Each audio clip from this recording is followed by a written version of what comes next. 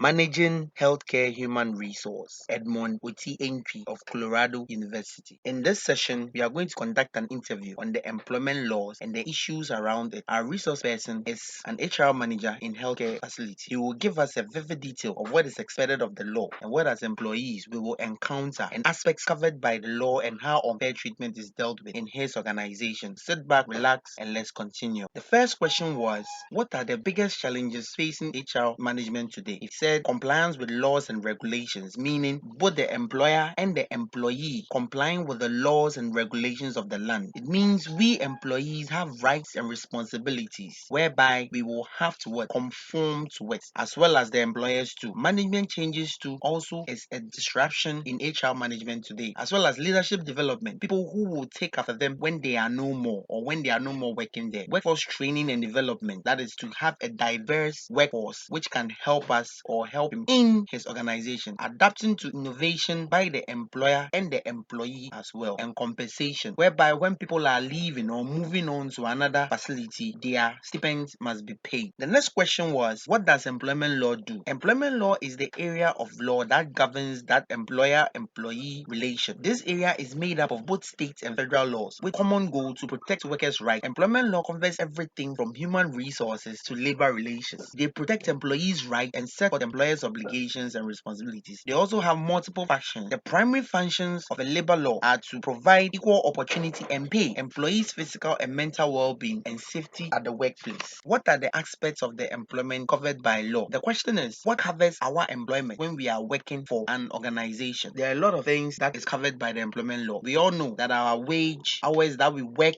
how we are discriminated or we discriminating like someone, our health and safety, holiday entitlement, redundancy and dismissal, disciplinary procedures, training and union rights. I asked him, how does he discipline his employees when they don't conform to the laws? He said by suspension without pay. Sometimes he shifts them to other areas where they are not comfortable. He doesn't want them to be there forever though, because he knows the productivity will come down. It's just a way to address their lackadaisical behavior. In that way, the employee later comes to conform to the laws and the regulations of the facility.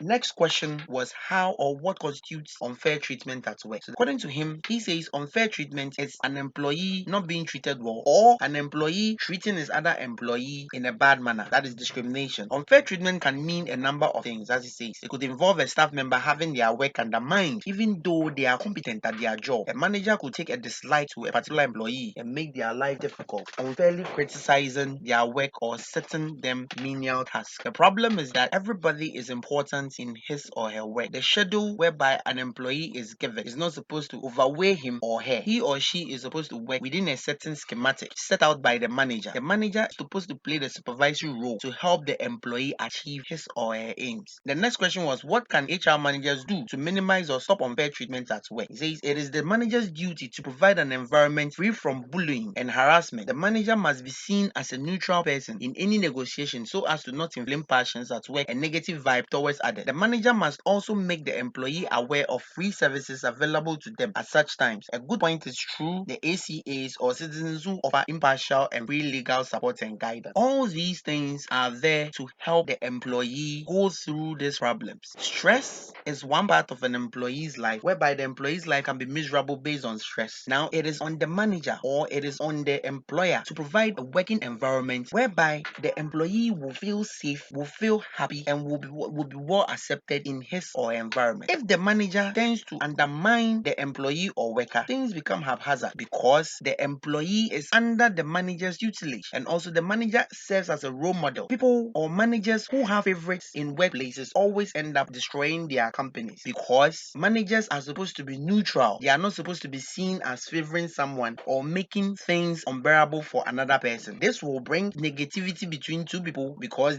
one will feel you are the favorites of the manager, and also it might also bring a problem between the managers and their employees. From this interview, I have come to accept that workers or employees have salient rights which protects them from many unforeseen circumstances. Also, the manager or employer has a basic responsibility of protecting his or her workers if they find themselves in such predicaments. As the good book, as the Bible says, the mantle lies on us to always ensure a balanced and diverse work environment to enhance productivity. Yes, everyone and where he or she is coming from. As a manager, you should be able to learn how to manage every person. I call it one-on-one management, whereby you don't treat or you don't give the same dosage to someone who is suffering from another sickness. What you do is that you listen to your workers, their problems, their predicaments, their shortcomings. It can be home thing, but the onus lies on you, the manager, to listen to him or her and provide solutions. In this way, you are trusted as a manager, whereby whenever an employee has a problem, he or she can come and see you so that you can solve it. You are not God though, but you can help him or her in their problems. And the Bible abhors favoritism, as is written in Romans 2 verse 11. For God does not show favoritism. So as an employer or as a manager or as a human being who is created in the image of God, so far as God does not like favoritism, you the manager should also abhor it. When you do that in your workplace and also apply the laws, the employment laws to the latter, pay compensations when it is due, provide good environment, diverse environment, an environment that can encompass everybody to bring his or her best onto the table, such a workplace